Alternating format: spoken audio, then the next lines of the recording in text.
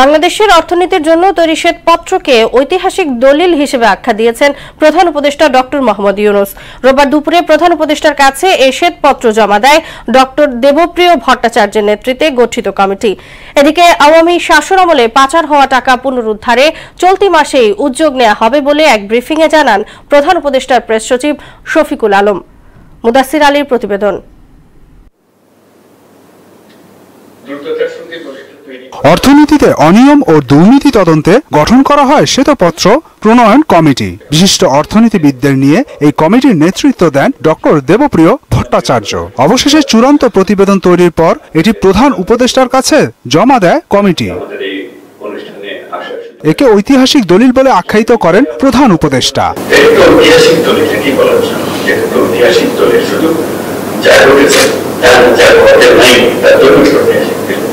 এ সময় কমিটির প্রধান ডক্টর দেবপ্রিয় ভট্টাচার্যকে ধন্যবাদ জানান তিনি।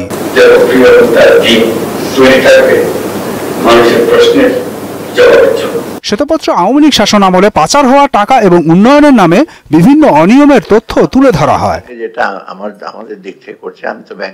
কমিটির সদস্য অধ্যাপক এ কে এনামুল হক বলেন, গত 15 বছরে বার্ষিক উন্নয়ন কর্মসূচিতে 7 লাখ কোটি টাকারও বেশি অর্থ ব্যয় করা হয়েছে এবং এর 40% আমলাতন্ত্র লুট করেছে।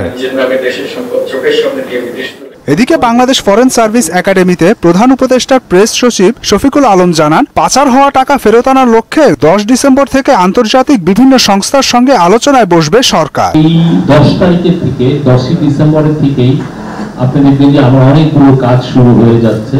অনেকের সাথে আমরা ইন্টারন্যাশনাল যারা প্রতিষ্ঠান এগুলো নিয়ে কাজ করে তাদের সাথে আমাদের অনেক ধরনের বৈঠক হচ্ছে, কথা হবে।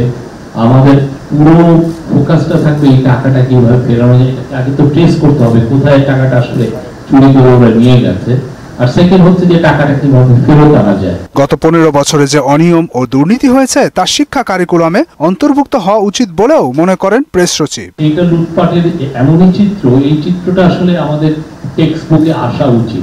সোমবার আনুষ্ঠানিকভাবে এই শ্বেতপত্র প্রকাশ করা হবে বলেও জানান তিনি। মুদাসসির আলী, মোহনা সংবাদ, ঢাকা।